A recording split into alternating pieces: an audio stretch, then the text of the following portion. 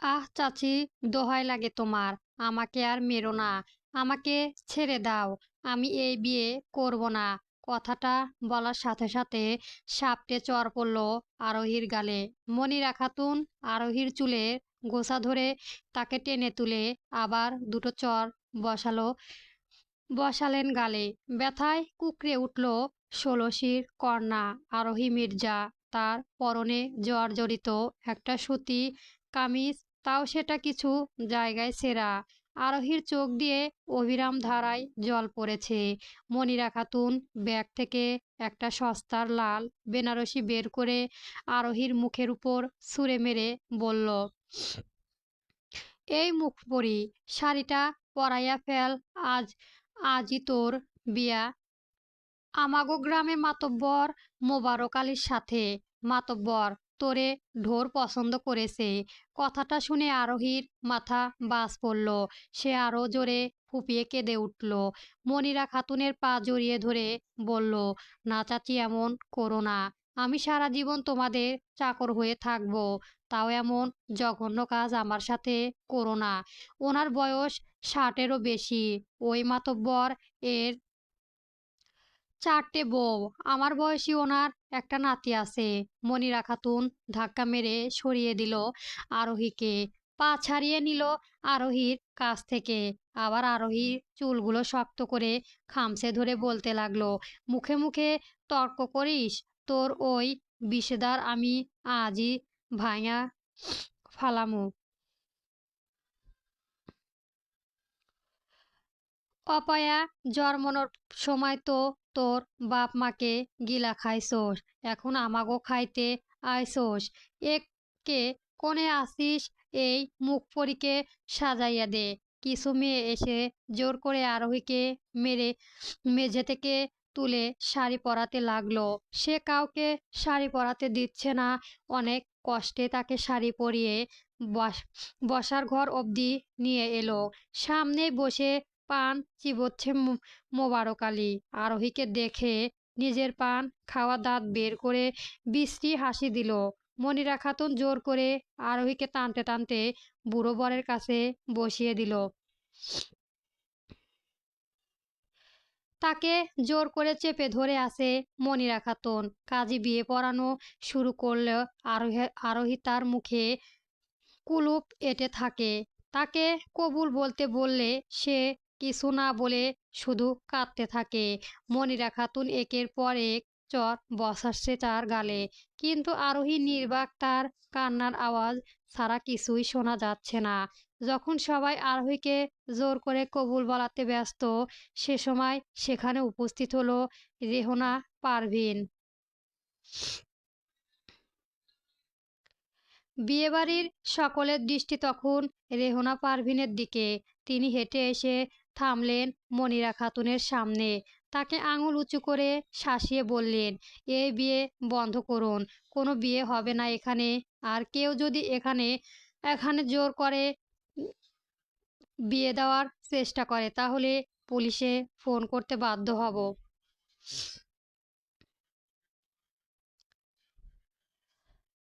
আসাদ মির্জা, অর্থাৎ আরোহীর চাচা, বাত সাধালেন। মোম মেম সাহেব, আপনি এর মধ্যে কথা বলছেন কেন? এসব আমাদের পরিবারের মামলা। আপনি দূরে থাকুন। আমরা কি করব না করব আমাদের ভাবতে দিন। ওর ভালোর জন্যই করেছি এসব। রেহেনা পারভিন দমলেন না, বরং চোখ রাঙিয়ে আশাদ মির্জাকে উত্তর দিলেন, ভালো? কত ভালো হচ্ছে সেটা আমি নিজের চোখেই দেখতে পাচ্ছি। মেরে মেরে মেয়েটাকে আধমরা বানিয়ে ফেলেছেন। মনিরা খাতুন আরও কিছুটা এগিয়ে আসলেন রেহনা পারভিনের দিকে। তাকে কড়া গলায় বলতে লাগলো, তো কি করমু? ধুইয়া পানি খামু? জন্মের সময় তো ওর বাপ মা মায়েরা ম- মইরা ভূত হইয়া গেছে, আর এই আপদে আমাদের ঘাড়ে ফাইলা থুইয়া গেছে। আমাগো অত টাকা নাই যে ওরে বসাইয়া বসাইয়া পালম।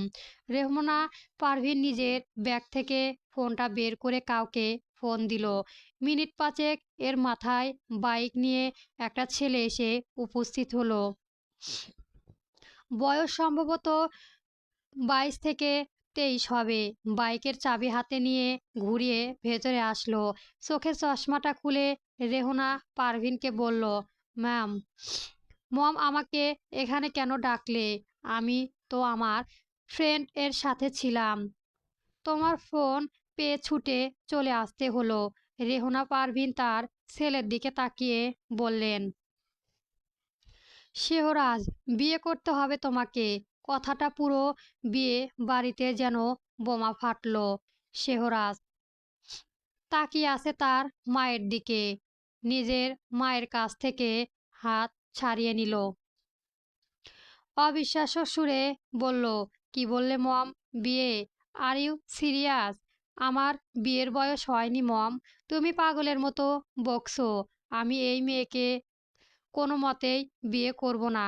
নেভার। আমি যা বলছি ঠিক বলছি। তুমি এখন এই মুহূর্তে আরোহীকে বিয়ে করবে, আর তা নাইলে আমি তোমাকে ত্যায্যপুত্র করব। ভেবে দেখো। শেহরাজ যেন একের পর এক ঝটকা খাচ্ছে। আজ এই জায়গায় দাঁড়িয়ে নিজের মাকে চিনতে পারছে না। অবাক হয়ে শেহরাজ বলল, মম, হোয়াট আর ইউ সেইং মম? আমি ড্যাডকে এখনই ফোন দিচ্ছি। রেহনা পারভিন শেহরাজের কাছ থেকে মোবাইল কেড়ে নিয়ে বললেন, কোনো লাভ নেই শেহরাজ, সেটা তুমি খুব ভালো করে জানো। আমি যা বলি তাই শেষ কথা হয়। তারপর তাকালো আসাদ মির্জা আর মিনার খাতুনের দিকে। আরোহী বিয়ে আমার বড় ছেলে শেহরাজের সাথে হবে। কাজী সাহেব, আপনি বিয়ে পড়ানো শুরু করুন, আর আপনাদের যত টাকা লাগে তার ডাবল আমি দেব। তাই কোনো বাধা দেবেন না। আসাদ মির্জা আর মনিরা খাতুন টাকার লোভে চুপ হয়ে গেল। মোবারক আলী রাগে গজগজ করতে করতে লোকবল নিয়ে বেরিয়ে গেল। শেহরাজকে বাধ্য হয়ে নিজের মায়ের জেদের কাছে হার মেনে বিয়ে করতে হলো আরোহীকে। বিয়ে শেষ করে শেহরাজ রাগে গজগজ করতে করতে নিজের বাইক নিয়ে চলে গেল।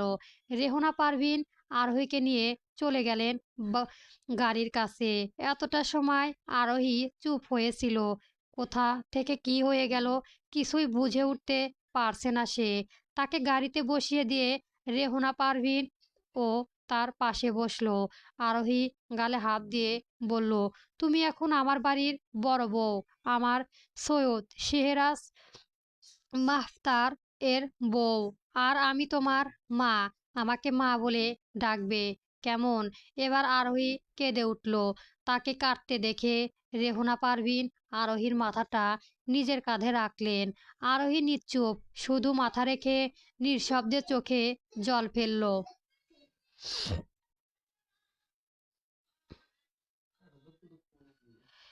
রেহনা পারভিন ড্রাইভারকে বলল, জসিম, গাড়ি চালাও। গাড়ি চলতে শুরু করলো। আরোহী চোখ বুজে পড়ে রইল তার শাশুড়ির কাঁধের উপরে। গাড়ির এসি ঠান্ডা, বাতাস আরোহীর তপ্ত গালে বিচ্ছে। বাইরে ঘুটঘুটে অন্ধকার আর ঝিঝি পোকার ডাক ছাপিয়ে গাড়ির ইঞ্জিনের মৃদু গর্জন শোনা যাচ্ছে। গ্রাম সরিয়ে গাড়ির শহরের রাস্তায় চলতে লাগলো।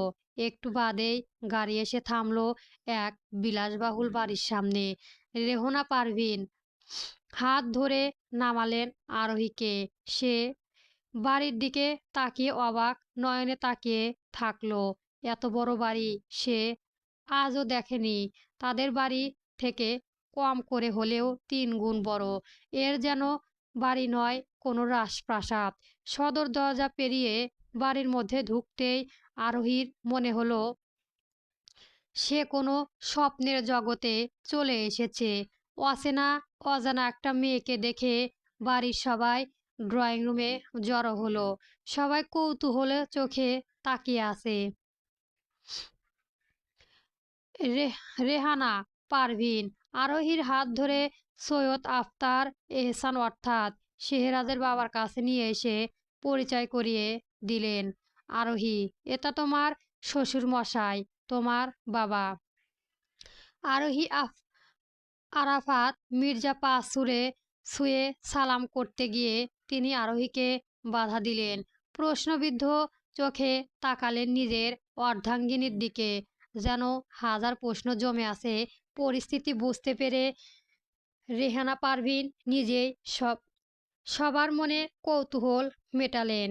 শেহজাদের বাবা, ও আরোহী, আমাদের বড় ছেলে শেহজাদের বউ।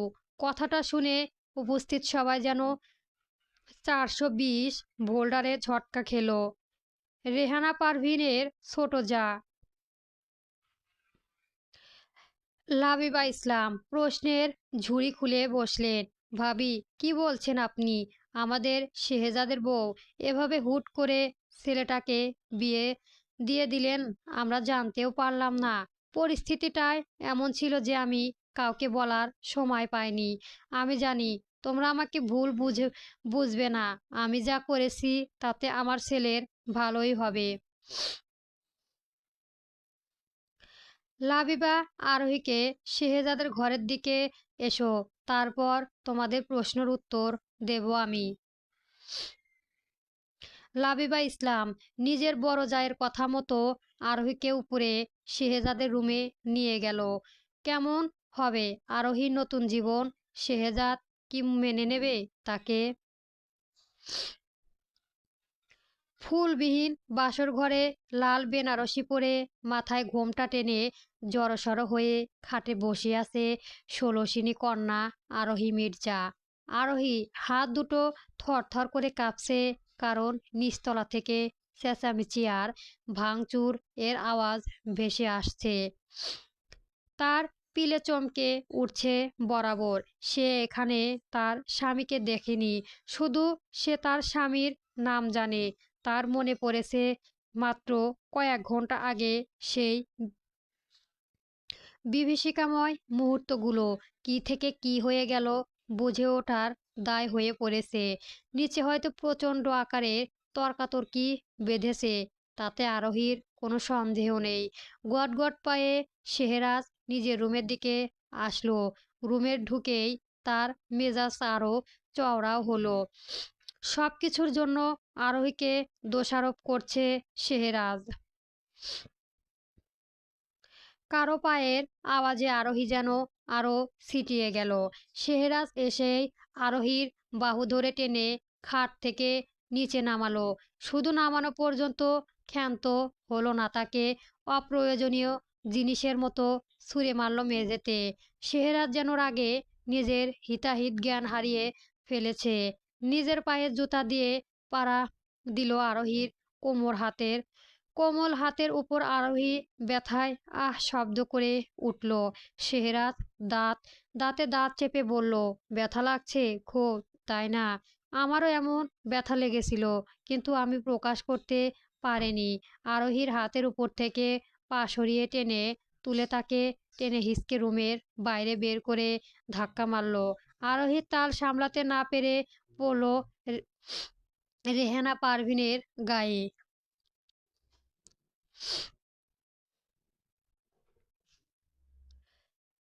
শেহরাজ কোনো কথা না বলে মুখের উপর দরজা বন্ধ করে দিল।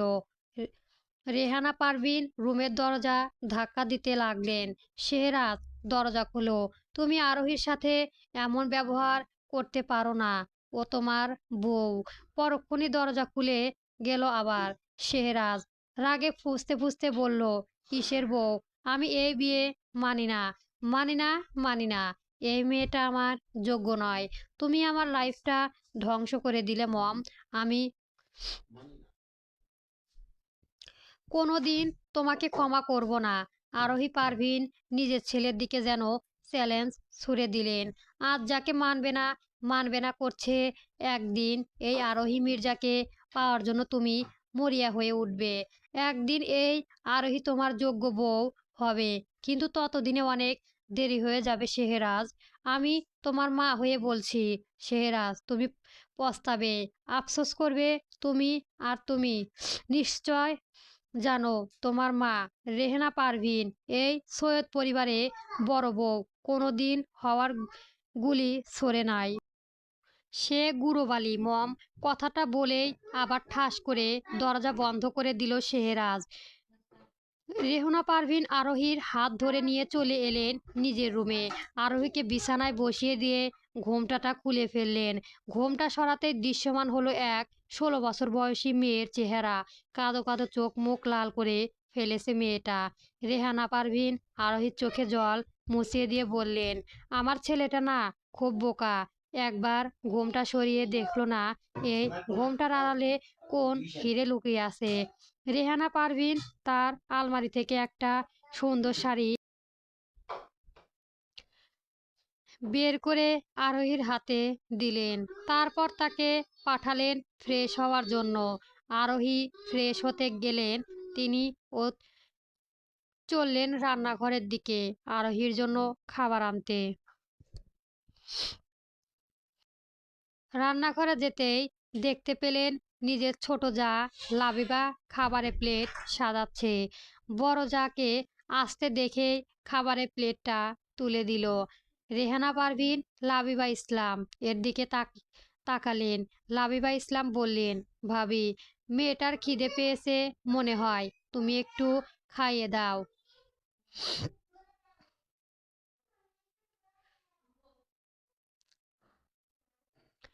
রেহানা পারভিন তার ছোট জায়ের গালে হাত দিয়ে বললেন, এজন্য তোকে এত ভালোবাসি আমি বলার আগেই বুঝে যাস।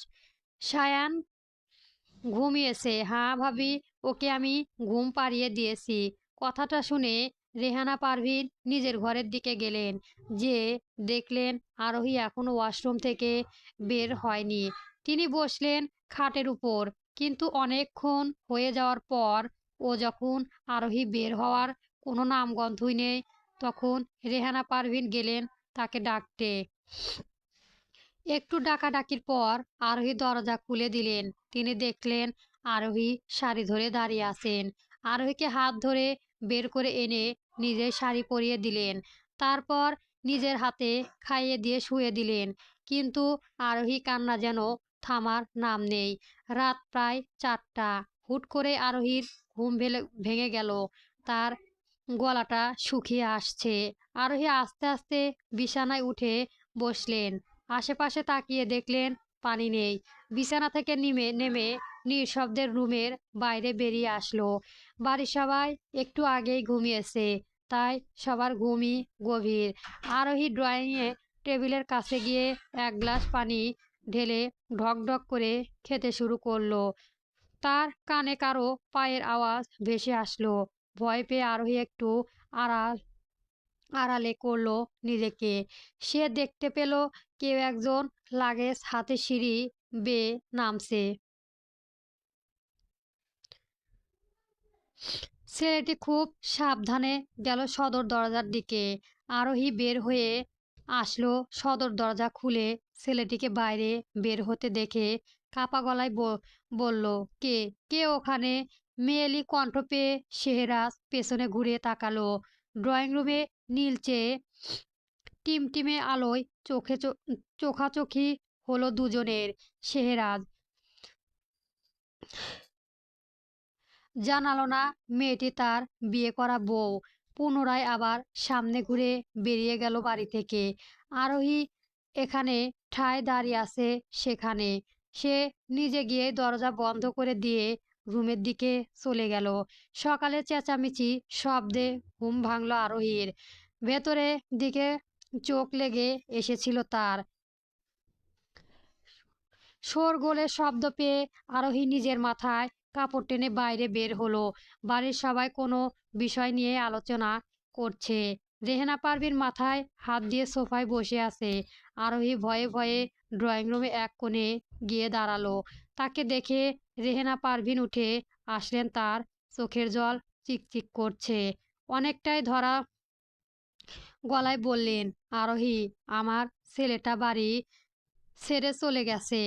আমার উপর অভিমান করে চলে গেছে। শেহরাজ চলে যাওয়ার আগে শুধু একটা ছোট চিরকুট লিখে গেছে, মম, তুমি তোমার জেদের কারণে আমার লাইফটা নষ্ট করলে, কিন্তু আমি এই মেয়েকে কোনোদিন মেনে নিতে পারবো না। আমি বাড়ি ছাড়লাম, আমাকে খোঁজার চেষ্টাও করবে না। আরোহী মনে মনে ভাবলো, তাহলে রাতে সে যাকে দেখেছে সেই তার বর। সে নিজেই দরজা আটকে দিয়েছে। তার বর চলে যাওয়ার পর সবাই যখন শেহজাদের চিন্তায় মগ্ন, তখন আরোহী ক্ষীণ স্বর শোনা গেল, মা, মামনি, আমাকে কি তাড়িয়ে দেবে? আরোহী কণ্ঠটা খুব অসহায় শোনালো। বাড়ির সবাই তাকালেন তার দিকে। আরোহী চোখ দিয়ে গড়িয়ে পড়ল অসহায়ত্বের জল। রেহেনা পারভিন আরোহীর দিকে এগিয়ে এসে তার থুতনি উঁচু করে ধরে বলল, মা ডেকেছিস না? মা কোনোদিন মেয়েকে তাড়িয়ে দিতে পারে? তুই আমার মেয়ে হয়ে এই বাড়ি এই বাড়িতেই থাকবি। আরোহীর শাড়ির আঁচলটা এটা পরেই সে ঘুরে তাকালো, দেখলো একটা ছেলে, হয়তো তার সমবয়সী, তার শাড়ির আঁচল ধরে আছে তার পাশেই। আছে 12 বছরের একটা ছেলে আর 8 বছরের একটা মেয়ে। আরোহী জানতে পারল তার সমবয়সী ছেলেটার নাম সৈয়দ শায়র আরহান, শেহরাজের ছোট ভাই। 12 বছরের ছেলেটির নাম সৈয়দ সাদ ইরহাম, আর 8 বছরের মেয়েটির নাম সৈয়দ সামিরা সরসি। তারা দুজনের শেহরাজের চাচাতো ভাই বোন। শায়র আরোহীর দিকে হাত বাড়িয়ে বলল, আমাদের বন্ধু হবে। আরোহী তাকালো রেহেনা পারভিনের দিকে। তিনি হালকা হেসে সম্মতি দিল। আরোহী শায়রের সাথে হাত মিলিয়ে মাথা নেড়ে তাকে সম্মতি দিল। শুরু হলো আরোহীর নতুন পথ চলা, তার স্বামীহীন সংসার। কেটে গেছে 12 বছর। সময়ের চাকা ঘুরেছে নিজস্ব নিয়মেই। সময়ের সাথে পাল্লা দিয়েই বদলে গেছে অনেক কিছু। বদলে গেছে শহর, রাস্তাঘাট, আর এই পরিবর্তনে ধারা সব থেকে বেশি বদলে গেছে মানুষ। 12 বছর কম সময় নয়। এই 12 বছরে শেহরাজ তার পরিবারের সাথে একটিবারের জন্যও যোগাযোগ করেননি। আজ সে একজন সফল বিজনেসম্যান, যাকে সবাই এক নামে চেনে। এমন না সৈয়দ পরিবারের কেউ তার সাথে যোগাযোগ করার চেষ্টা করেনি, কিন্তু সে নিজ থেকেই দূরে সরে গেছে। 12 বছর আগে শেহরাজ আর আজকের শেহরাজের মধ্যে অনেক পার্থক্য। হঠাৎই সে আজ দেশে ফিরেছে, কাউকে কিছু না জানিয়ে। আকাশে বুক চিরে বিশাল বোয়িং 777 বিমানটি যখন ঢাকা রানওয়ে স্পর্শ করলো, তখন ঘড়ির কাঁটায় দুপুর 12টা বেজে 15 মিনিট। দীর্ঘ 12 বছর পর বাংলার মাটিতে পা রাখলো সৈয়দ শেহরাজ মাহতাব। উত্তপ্ত দুপুরে তপ্ত বাতাস তার চিবুক ছুঁয়ে গেছে। চোখে সানগ্লাসটা খুলে আশেপাশে তাকিয়ে দেখল ঠিক পেছনে হেঁটে আসছে তার ছায়াসঙ্গী এবং সেক্রেটারি আদিত্য আহমেদ। শেহরাজ আর আদিত্য দুজনে এয়ারপোর্ট থেকে বের হয়ে আসলো। এয়ারপোর্টের বাইরে শেহরাজের বডিগার্ড এর সমাহার। তাকে আসতে দেখেই বডিগার্ড গাড়ির দরজা খুলে দাঁড়ালো। শেহরাজ গাড়িতে উঠতে গিয়েও থেমে গেল। সে বডিগার্ডদের বলল, আজকের মতো তোমাদের ছুটি।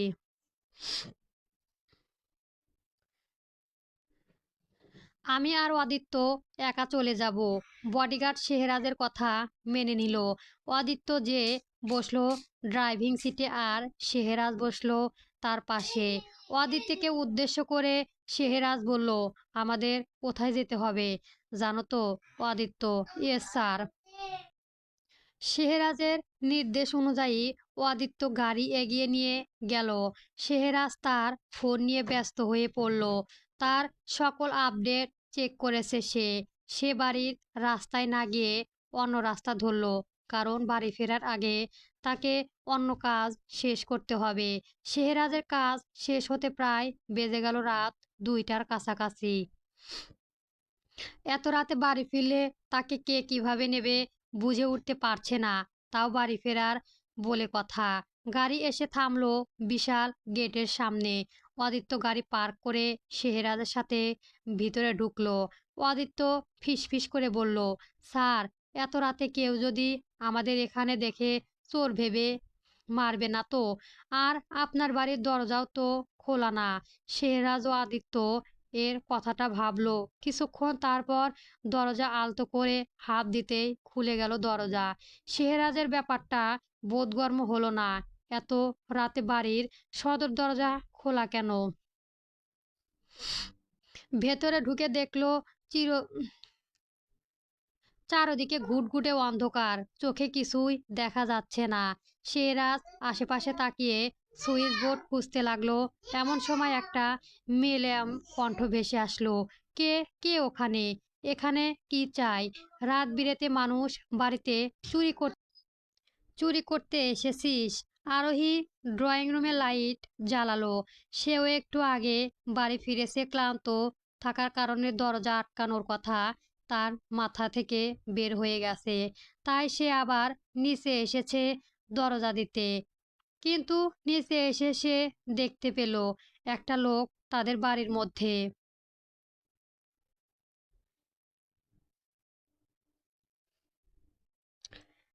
ঢুকেছে। আলো জ্বলাতেই শেহরাজ দেখতে পেল তার সামনে এক শ্যামলা বর্ণের মেয়স দাঁড়িয়ে আছে। মেয়েটির পরনে সালোয়ার কামিজ আর চুলগুলো এক পাশে বিনুনি করা। শেহরাজের সবচেয়ে আকর্ষণ করলো মেয়েটির চোখ দুটি।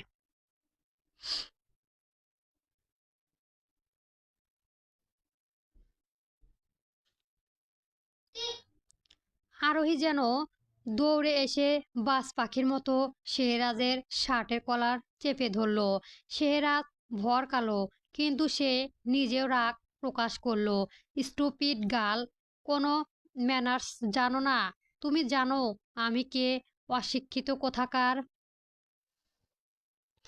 রাগে আরোহী ফসে উঠল। শেহরাজের কলার ছেড়ে দিয়ে বলল, হ্যাঁ জানি তুই একটা চোর। কথাটা বলেই আরোহী সাপটে চর বসালো শেহরাজের গালে। শেহরাজ চমকে উঠল। পরক্ষণই তার শরীর বিদ্রোপ করে বসলো। আশেপাশে সবকিছুই ঝাপসা হতে শুরু করলো। সারাদিনের ক্লান্তি সবকিছু মিলিয়েই তার শরীর টান সামলাতে পারল না। শেহরাজ জ্ঞান হারিয়ে মেঝেতে পড়ে গেল। এতটা সময় আদিত্য দরজার বাইরেই ছিল। সে লুকিয়ে লুকিয়ে দেখেছিল নিজের বসকে এমন পর-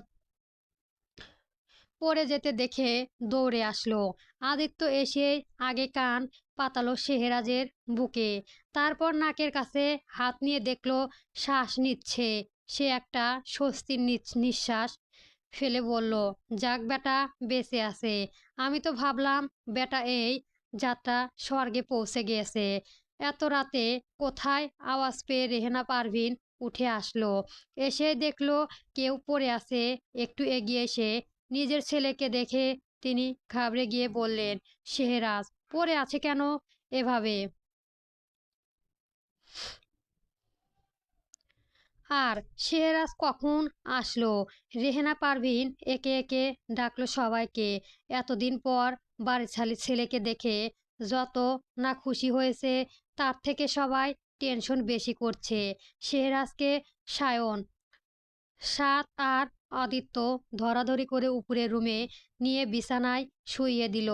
সায়র এসে পানি ছিটকালো শেহরাজের মুখে। পানি ঝটপা ঝাপটা চোখে পড়তে শেহরাজ পিট পিট করে তাকালো। সে নিজেও শোয়া থেকে উঠে বসলো। তার মাথাটা এখনো ঝিম ধরে আছে। মনে হচ্ছে মনে করার চেষ্টা করছে কিছুক্ষণ আগের ঘটনা। রেহেনা পারভিন আর আরাফাত এহসান গিয়ে আসতে গেল। শেহরাজ হাত দিয়ে থামিয়ে দেয় তাদের।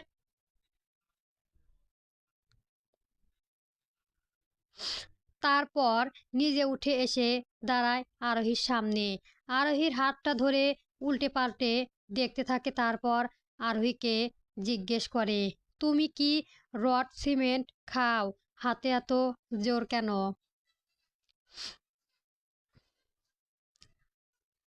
আরোহী হাত ছাড়িয়ে নিল, কিন্তু কোনো উত্তর দিল না, বরং সেখান থেকে নিজের রুমে চলে গেল।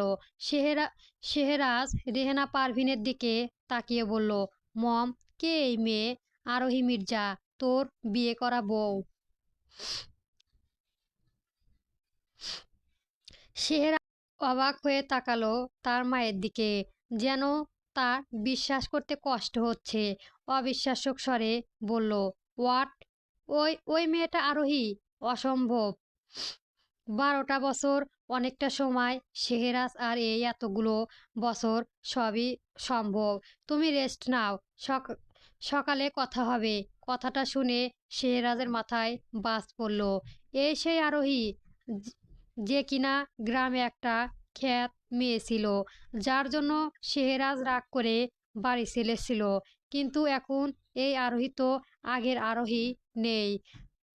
বিস্তর ফারাক। শেহরাজ নিজের বুকে হাত দিল। বুকের মধ্যে চিনচিন ব্যথা করছে, মনে হয় হার্ট অ্যাটাক হবে। এত ঝটকায় একবারে সহ্য করা যায়, কিন্তু এখন এই সময় দাঁড়িয়ে তার মনে হচ্ছে এই বউকে তার চাই।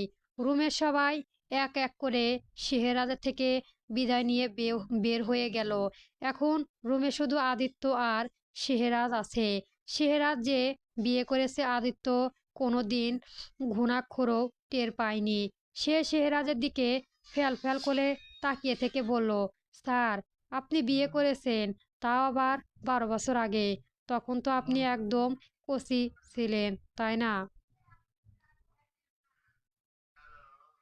শেহরাজ চোখ চোখ গরম করে তাকালো। আদিত্য চুপ হয়ে গেল। শেহরাজ আয়নার সামনে গিয়ে নিজের গালটা দেখতে লাগলো। আদিত্য আবার হাসতে হাসতে বলল, স্যার, আপনাদের বাড়ির ওয়েলকাম করার টেকনিকটা অনেক ইউনিক। স্যার, আপনাদের বাড়িতে যে অনেক দিন পরে আসে, তাকে কি এভাবে চড় মেরে ওয়েলকাম করা হয়? হ্যাঁ, তুইও আয় আমার কাছে, তোকে আমি 4-4-8টা চড় মারবো। তুই তো আমাদের বাড়িতে প্রথম এলি। আদিত্য নিজের দুই গালে দুই হাত দিয়ে অন্যদিকে ঘুরে দাঁড়ালো। সে চায় না তার এই রকম নরম গালে তার সারের মতো চরের দাগ পড়ুক। সে চায় তার এই গালে কোনো মেয়ের চুমো পড়ুক। এইসব ভাবতে ভাবতেই রুম থেকে বেরিয়ে পড়ল। শেহরাজ নিজের কাজে মন দিল। গালটা বেশ জ্বলে যাচ্ছে এখানে। মনের ভেতর এক অদ্ভুত ঝড় বেয়ে যাচ্ছে। 12 বছর আগে যে মেয়েটাকে সে আপাত বলে তুচ্ছ-তাচ্ছিল্য করে দেশ ছেড়েছিল, সেই মেয়েটাই আজ তার গালে 5 আঙুলের ছাপ বসিয়ে দিয়েছে। অথচ আশ্চর্যের বিষয় হলো, শেহরাজের রাগ হচ্ছে না। সে অদ্ভুতভাবে হাসলো একটু। আজ বইয়ের প্রতি খুব ভালোবাসা জন্মাচ্ছে। শেহরাজ বিড়বিড় করে বলতে লাগলো, এবার খেলা হবে, মিসেস শেহরাজ মাহতাব। আরোহী নিজের রুমে ঢুকে দরজা সজোরে বন্ধ করে দিল।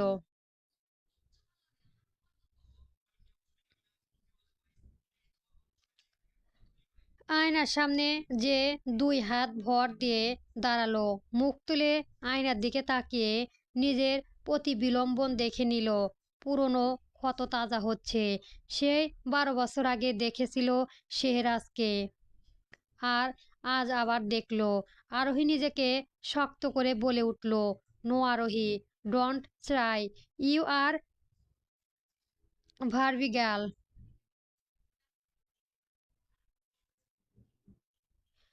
আমি দুর্বল হব না, আমি কাঁদব না। আগের আরোহী মৃত্যু হয়েছে। আমি সেই আরোহী যে আগুন নিয়ে খেলতে ভালোবাসে। সে দ্রুত চোখ মুছে পানি ঝাপটা দিয়ে ল্যাপটপের সামনে বসলো। জিয়ার জিয়ার পাঠানো ফাইলগুলো চেক করতে করতে সে নিজেকে কাজে ডুবিয়ে দেওয়ার চেষ্টা করলো। অন্যদিকে শেহরাজের রুমে, শেহরাজ বিছানায় শুয়ে ছাদের দিকে তাকিয়ে হাসছে। এক পাগলাটারে প্রেমিকে হাসি। সে নিজের ডান গালে বরাবর স্পর্শ করেছে। আরোহীর হাতের ছোঁয়া। যদিও সেটা থাপ্পড় ছিল, তবুও সেটা যেন শেহরাজের রক্তে এক ধরনের ইলেকট্রনিক্স শক দিয়ে গেছে। সে বালিশটা ঝাপটে ধরে পাশ ফিরল। শেহরাজ একা একাই কথা বলছে। উফ, রাগে মাথায় ওড়ে যে কি সুন্দর লাগে। ওই যে নাকটা একটু কুঁচকে যায় আর চোখগুলো বড় বড় হয়ে ওঠে। Just awesome. মসজিদ থেকে ভেসে আসা ফজরের আজানের সুমধুর ধ্বনিতে আরোহীর ঘুমটা ভেঙে গেল। জানালার পর্দা ভেদ করে ভোরের হালকা নীলচে আলোয় ঘরে প্রবেশ করেছে। চারপাশটা একদম নিঝুম, শুধু মাঝে মাঝে দু একটা পাখির ডানা ঝাপটানোর শব্দ পাওয়া যাচ্ছে। আরোহী কিছুক্ষণ চুপচাপ শুয়ে থেকে ভোরের এই প্রশান্তিটা অনুভব করলো। নিজের আলসেমি সাইডে রেখে উঠে বসলো। বিছানায় একটু আড়মোড় ভেঙে ওয়াশরুমে চলে গেল ফ্রেশ হওয়ার জন্য। আরোহীর হাত মুখ ধুয়ে অজু করে বের হলো নামাজ আদায় করার জন্য। জায়নামাজে দাঁড়িয়ে মন দিল নামাজ আদায়ের। আজ সারা রাত তার ঘুম হয়নি। ভোরে একটু আগেই চোখ লেগে এসেছিল। হাজারো কল্পনা জল্পনা মাথায় ঘুর ঘুর করছে। নামাজ শেষ করে কিছুক্ষণ বসে থাকলো জায়নামাজে। তারপর উঠে এক্সারসাইজ করার জন্য নিজের জিম স্যুট পরে নিল। চুলগুলো পেনিকটে করে উপরে বেঁধে কানে ব্লুটুথ গুনে নিল। রুম থেকে বের হয়ে বাগানে চলে গেল আরোহী। শেহরাজ ও ঘুম থেকে উঠে পড়েছে সময়ের তারতম্যের কারণে। তার ঘুমটা ছুঁয়ে গেছে। সে উঠে এসে বেলকুনিতে দাঁড়ালো। আশেপাশে চোখ বোলাতেই আরোহীকে দেখতে পেল নিচে এক্সারসাইজ করতে ব্যস্ত সে। শেহরাজ তার বউ। আরোহীর সাথে কথা বলার জন্য সে দ্রুত জগিং স্যুট পরে দৌড়ে নিচে গেল। আরোহীর কানে ব্লুটুথ লাগিয়ে জিয়ার সাথে গুরুত্বপূর্ণ কথা বলছে। ফাইল হ্যাক করে কিছু পেয়েছিস? যত তাড়াতাড়ি সম্ভব ওদের সব খবরাখবর আমার চাই। জিয়া জিয়া জানালো। আরও আমি খুব ভালো করে ফাইলগুলো চেক করেছি, কিন্তু আমাদের শিকার খুব চালাক। আগে থেকে সব কিছু সরিয়ে ফেলেছে। তুই চিন্তা করিস না। I try my best. আরোহী খেয়াল করে দেখলো শেহরাজ আসছে তার পিছনে। তাই সে জিয়াকে বলল, ওকে Zia, I live got that point. We'll cap up on this later this evening. I am a bit by right now. Take care bye. আরোহী ফোন কেটে দিয়ে আবার নিজের এক্সারসাইজে মনোযোগ দিল। শেহরাজও আরোহীর পাশে এসে দৌড়াতে লাগলো। আরোহী তাকে এড়িয়ে যাওয়ার জন্য একটু দূরে সরে গেল। শেহরাজও নাছোড়বান্দা। সে আবার আরোহীর পাশে গিয়ে জুটল। আরোহীর ডানে গেল শেহজাদ ডানে। আরোহী বায়ে গেলে শেহজাদও বায়ে। যেন এটা ক্যাট অ্যান্ড মাউস গেম চলছে। এক পর্যায়ে আরোহী বিরক্ত হয়ে দাঁড়িয়ে পড়ল। শেহরাজও ঠিক তার সামনে এসে ব্রেক কষল। তারপর নিজে হাতে আরোহীর দিকে বাড়িয়ে দিয়ে বলল, হ্যালো আরোহী, এই যে আমি, তোমার একমাত্র হ্যান্ডসাম স্বামী, সৈয়দ শেহরাজ মাহতাব।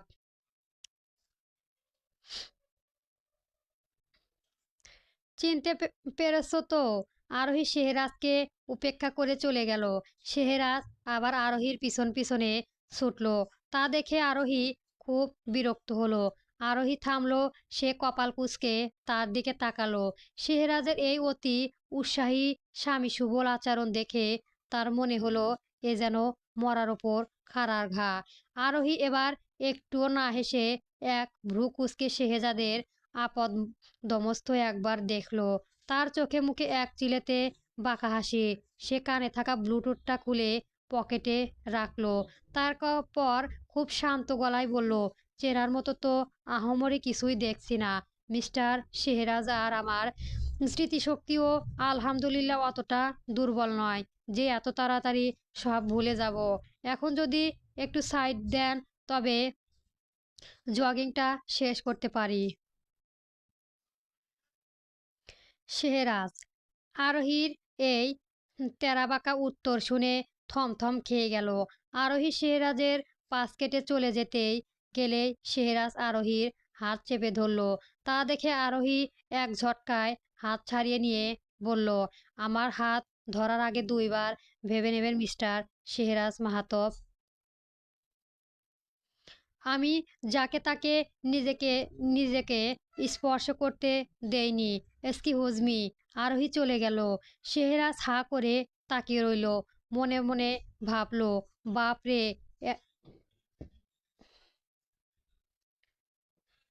এ তো দেখি আস্ত একটা জ্বলন্ত আগ্নেয়গিরি বিয়ে করেছি।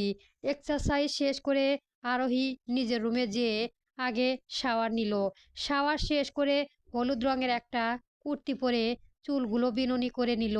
আরোহী কখনো মেকআপ পাঞ্চ না বসে সবসময় সাধারণ থাকতে পছন্দ করে। হাতে নিজের পছন্দর ঘড়িটা পরে নিল।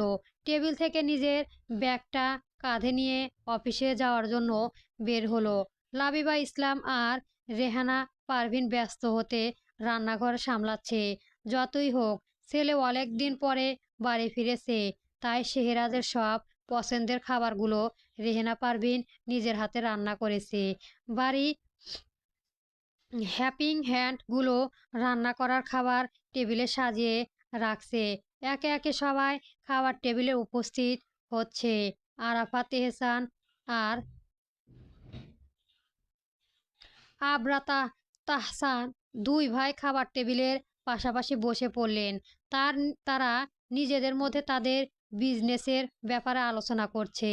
আরোহী এসে চেয়ার টেনে বসে তাদের দুজনকে বলল, গুড মর্নিং বাবা। গুড মর্নিং ছোট বাবা। আরাফাত এহসান এর আবরার তাহসান দুজনেই হাসলেন। আরাফাত এহসান আরোহীকে বলল, গুড মর্নিং মামুনি। আজ এত তাড়াতাড়ি বের হচ্ছ যে? আসলে বাবা, আজ এনজিওতে একটু কাজ আছে, তাই তাড়াতাড়ি বের হচ্ছি। আবরার তাহসান হেসে উঠে বললেন, আমাদের আরোহী কিন্তু অনেক দায়িত্ববান মেয়ে। তা না হলে এত ছেলে মেয়ের ভরণ পোষণ নেওয়া চারটেখানি কথা না। এজন্য মুক্তি মুক্ত ধরা ফাউন্ডেশন এত উন্নতি করেছে। সবাই তোমাদের ভালোবাসার ছোট বাবা। তোমরা তো জানোই এই এনজিওটা আমার জন্য কতটা গুরুত্বপূর্ণ। তাদের কথার মাঝখানে এসে উপস্থিত শেহরাজ আর আদিত্য। আদিত্য চোখগুলো কেমন ফুলে আছে, দেখেই বোঝা যাচ্ছে বেচারার ঘুম হয়নি। আদিত্য হাই তুলতে তুলতে শেহরাজের পাশের চেয়ারে বসলো। শেহরাজ অনেক দিন পরে পরিবারের সাথে খেতে বসলো।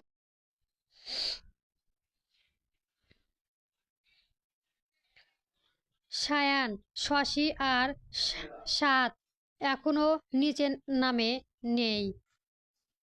সবাই অপেক্ষা করছে তাদের। এমন সময় বাড়ির এন্ট্রি নিল মেহেক। মেহেক আরোহী পার্সোনাল সেক্রেটারি, সবসময় ছায়ার মতো লেগে থাকে।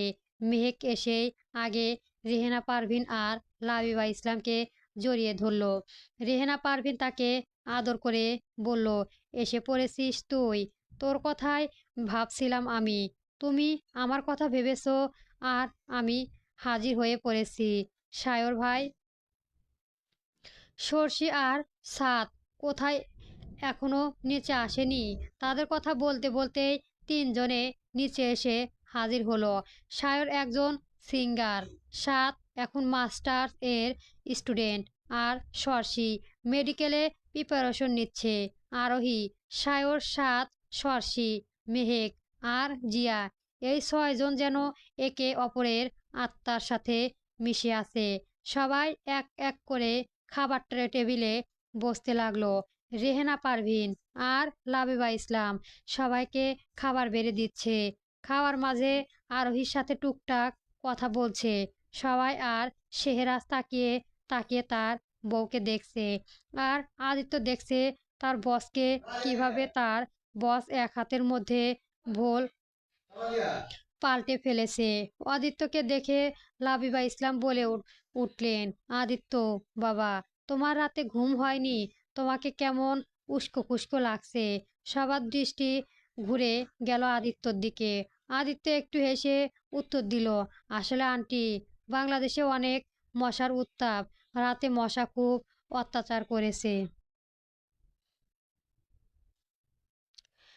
আমেরিকায় তো মশা নেই। মেহেক ফিক করে হেসে উত্তর দিল, তাহলে এবার আমেরিকা যাওয়ার সময় এক বস্তা মশা নিয়ে যাবেন, তাহলে বাংলাদেশে ফির ফিল পাবেন। মেহেকের কথায় সবাই হেসে উঠল। আদিত্য মেয়েদের মতো মুখ ভ্যাংচালো। খাবার দাবার পর্ব শেষ করে সবাই যে যার যার কাজে বেরিয়ে গেল। সায়র যাওয়ার আগে শেহজাদের গলার দিকে বারবার করে তাকাচ্ছে আর হাসছে। তার বড় ভাই বইয়ের হাতে মার খেয়েছে, ভাবতেই কলিজা ঠান্ডা হয়ে আসছে।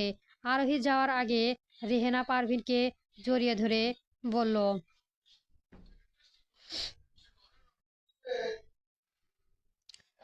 মামুনি, আমি গেলাম, ঠিক আছে? সাবধানে যাস মা। আরোহী আর মেহেক দুজনে বেরিয়ে পড়ল নিজেদের কাজে। গাড়ি কাছে আসতেই আরোহী মেহেককে বলল, মেহেক, আজ গাড়ি তুমি চালাবে। আরোহীর কথার অর্থ বুঝতে মেহেকের এক সেকেন্ডও সময় লাগলো না। সে জানে কোনো গুরুত্বপূর্ণ কারণ ছাড়া আরোহী তাকে গাড়ি চালাতে বলে না। মেহেক ড্রাইভিং সিটে বসে গাড়ি স্টার্ট দিল। আরোহী বসলো মেহেকের পাশে। মেহেক গাড়ি চালাচ্ছে, আরোহী তাকে বলল, মেহেক, সামনের রাস্তা থেকে জিয়াকে তুলে নাও, ঠিক আছে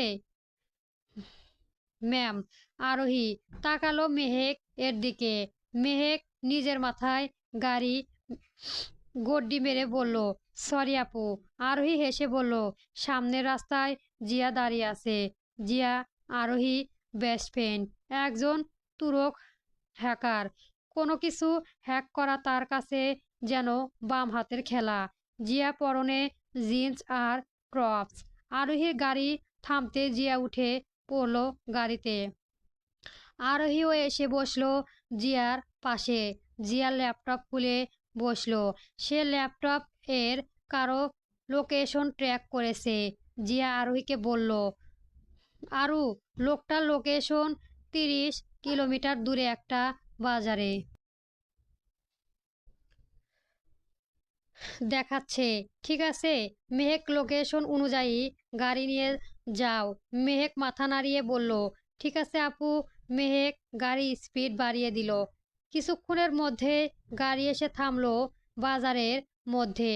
আরোহী নিজের মাথায় ক্যাপ আর মুখে মাস্ক পরে গাড়ি থেকে নামলো। বাজারের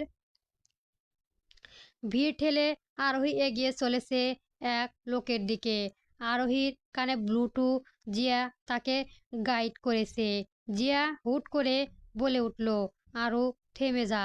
তোর পাশে গ্রিন কালারের টি শার্ট পরা ছেলেটা আমাদের টার্গেট। তুলে ফেল ওটাকে গাড়িতে। মেহেক গাড়ি নিয়ে এসো।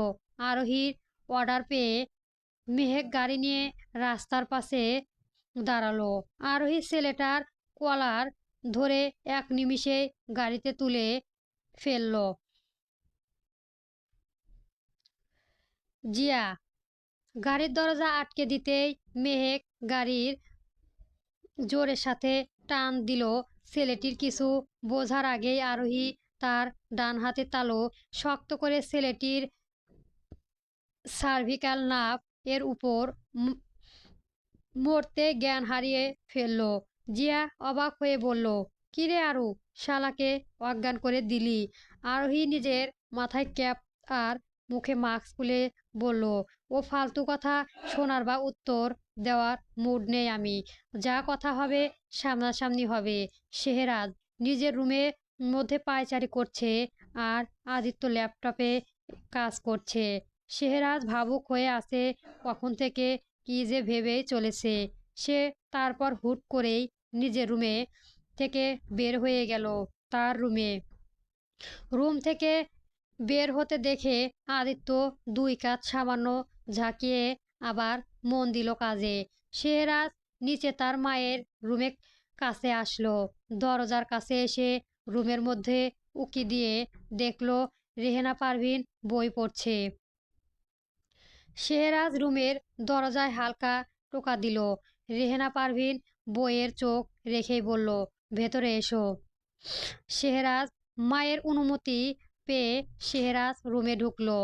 রেহেনা পারভিন বই বন্ধ করে চোখ থেকে চশমাটা খুলে পাশে রেখে দিল।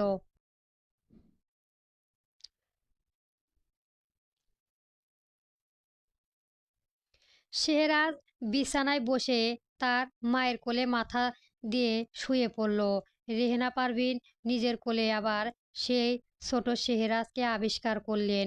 অথচ তার ছেলে এখন বড় হয়ে গেছে, নামি দামি বিজনেসম্যান সে। তিনি শেহজাদের মাথায় হাত রেখে বললেন, কিছু বলবে আমাকে? শেহরা চুপ করে থাকলো কিছুক্ষণ, তারপর নিজে মায়ের দিকে তাকিয়ে বলল,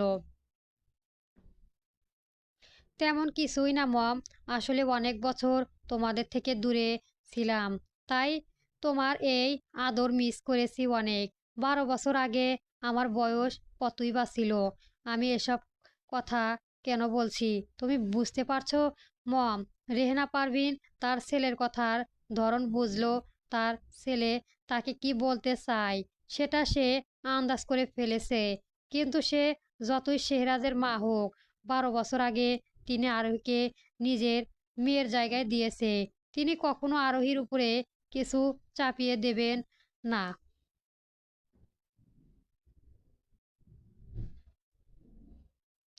তিনি সোজাসাপটা উত্তর দিলেন, তুমি কি বলতে চাও সেটা আমি জানি, কিন্তু আমি এ বিষয়ে কোনো সাহায্য করতে পারবো না।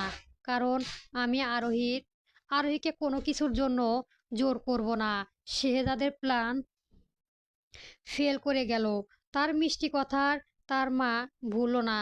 সে তো ভুলেই গেছিল তার মা এক কথার মানুষ।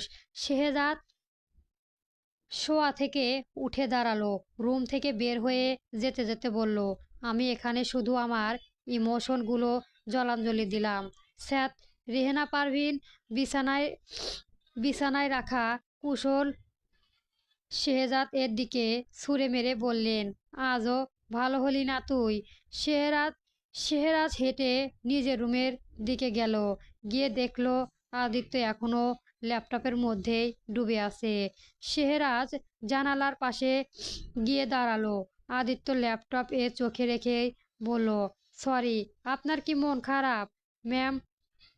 গ্রিন সিগন্যাল দেয়নি। শেহরাজ বিরক্ত হয়ে তাকালো আদিত্যর দিকে। এই ছেলেটা সবসময় তার কাটা ঘায়ে নুন ছিটা দেয়। শেহরাজ উত্তর দিল না কোনো। ঘুরে এসো সোফায় বসলো।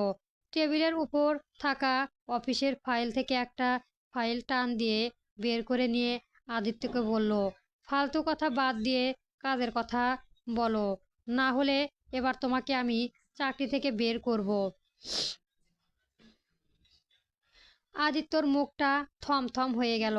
তার এই বসটা এক নাম্বারের খাচ্চর লোক, এর জন্য বইয়ের কাছে পাত্তা পায় না। আদিত্য সেসব কথা সাইডে রেখে কাজের কথায় ফিরে এলো। ল্যাপটপ শেহরাজের দিকে ঘুরিয়ে বলল, স্যার, আমাদের টেক্সটাইল প্রজেক্ট, ওরা ইভেন্ট করতে চায়, কিন্তু তার আগে আপনাকে সাইট ভিজিট করতে হবে। আর আপনি বললে আমি মিটিং ফিক্স করে দিতে পারি। শেহজাদ তার হাতের ফাইলটা টেবিলের উপর সজোরে রাখলো, মাথার পেছনে হাত দিয়ে গাটা এলিয়ে দিল। তার দৃষ্টি এখন সিলিংয়ের দিকে। সে সেদিকে তাকিয়ে মিটমিট করে হাসছে আর ভাবছে, আর আমার বিজনেসের ডিল, এদিকে নিজের জীবনের ডিল সামলাতে পারছি না। হাঁটুর বয়সী বউ আমাকে পাত্তা না দিয়ে নাকানি চুবানি খাওয়াচ্ছে। আমার বিজনেসে এবার লাডে উঠবে। শহরের শেষ প্রান্তে এক পতিতাক্ত লোহার কাটা গুমার, চারপাশে ঘুটঘুটে অন্ধকার, শুধু ছাদ থেকে ঝুলে থাকা একটা পুরনো বাল্ব টিম টিম করে জ্বলছে। বাতাসের সাথে মরচে ধরালো লোহা একটা কটু গন্ধ নাকে আসছে। মাঝখানে একটা কাঠের চেয়ারে হাত পা বাঁধা অবস্থায় এক যুবক বসে আছে। ঘরটা হেলে পড়েছে বুকের ওপর। গুদামের ভারী লোহার দরজাটা ক্যাচ ক্যাচ শব্দে খুলে গেল। বাইরে আবাসা আলোয় তিনটে ছায়ামূর্তি ভেতরে প্রবেশ করলো। আরোহী, জিয়া আর মেহেক। আরোহী কোনো কথা বলল না, শুধু চোখে ইশারায় মেহেককে কিছু একটা বলতে বলল। মেহেক পাশের ড্রয়িং রুমে এক বালতি পানি নিয়ে সজরে ছেলেটির মুখের ওপর ছুঁড়ে মারল। ছেলেটি ধরফর করে উঠল, যেন গভীর সমুদ্রে তলিয়ে যেতে যেতে হঠাৎ শ্বাস ফিরে পেয়েছে। তার নাক মুখে জলটুকু যাওয়া সে কাঁচতে শুরু করলো। ছেলেটি আশেপাশে তাকিয়ে বলল, আমি কোথায়? আপনারা কারা? আমাকে এখানে কেন এনেছেন? আরোহী পকেট থেকে বন্দুক বের করে এপিট ওপিট দেখতে লাগলো। সে অত্যন্ত নির্লিপ্তভাবে উত্তর দিল, শ্বশুরবাড়ি। ছেলেটি হকচকিয়ে গেল। মানে, কিসের শ্বশুরবাড়ি? আমি তো বিয়েই করিনি। মেহেক বিরক্ততে নাক মুখ কুঁচকে ফেলল। মেহেক আরোহীর দিকে তাকিয়ে বলল, আপু তুমি পারমিশন দাও, আমি এটাকে শ্বশুরবাড়ির আপ্যায়নটা দিয়েই দিই। আমার হাতের তালু চুলকাচ্ছে। জিয়া তার ট্যাবের দিকে গভীর দৃষ্টি দিয়ে রেখেছে, যেন কিছু খুব মনোযোগ দিয়েই দেখেছে।